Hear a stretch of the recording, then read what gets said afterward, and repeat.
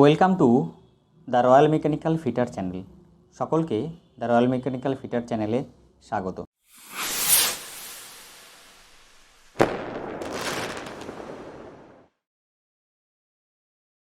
তোমরা যারা সেল ইসকো বার্নপুর প্ল্যান্টের এসিটিটি ফিটার পদের জন্য প্রস্তুতি নিচ্ছ, তাদের জন্য আজকের এই আলোচ্য বিষয় খুবই গুরুত্বপূর্ণ। প্রত্যেকটা প্রশ্ন খুব গুরুত্বপূর্ণ সহকারে দেখো, আশা করি তোমাদের খুব উপকারে আসবে, কারণ এগুলোই সম্ভাব্য প্রশ্ন যেগুলো তোমাদের পরীক্ষায় আসতে পারে। আজকের এই সেশন তোমাদের খুব আশা করি উপকারে আসবে। আজকের আলোচ্য বিষয় basic tools. Number 1, chisel are made of. Chisel কি দিয়ে তৈরি? High carbon steel. Answer high carbon still.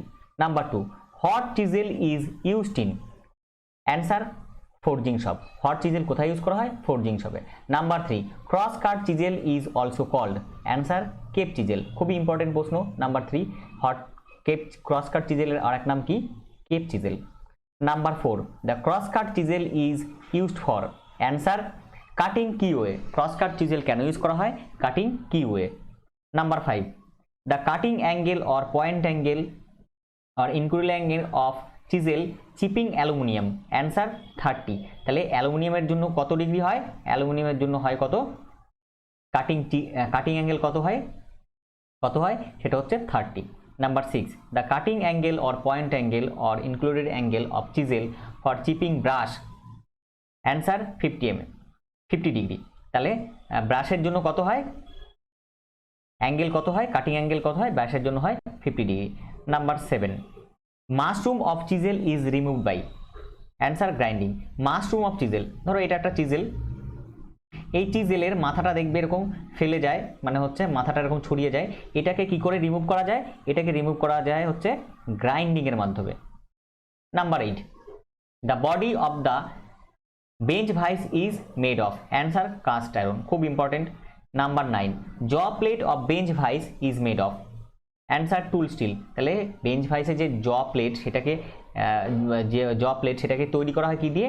টুল স্টিল দিয়ে। Number 10, the spindle of bench vice is made of. Answer mild steel. তাহলে স্পিন্ডেল অফ বেঞ্চ ভাইস কি দিয়ে তৈরি? Mile still দিয়ে তৈরি।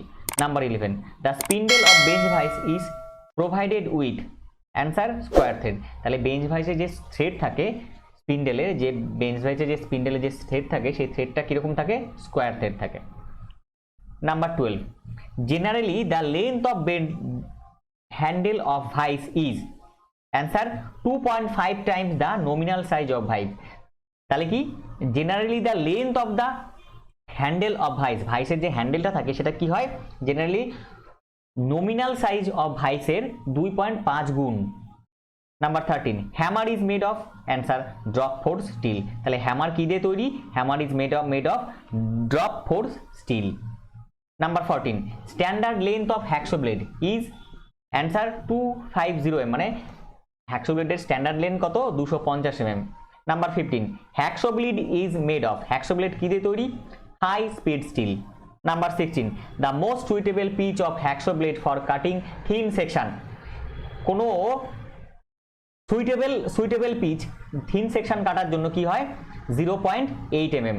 Number 17, the cutting angle of flat scraper. Answer 85 degree two 90 degree. স্ক্র্যাপারের cutting angle কত হয়? Flat স্ক্র্যাপারের 85 ডিগ্রি থেকে 90 ডিগ্রি।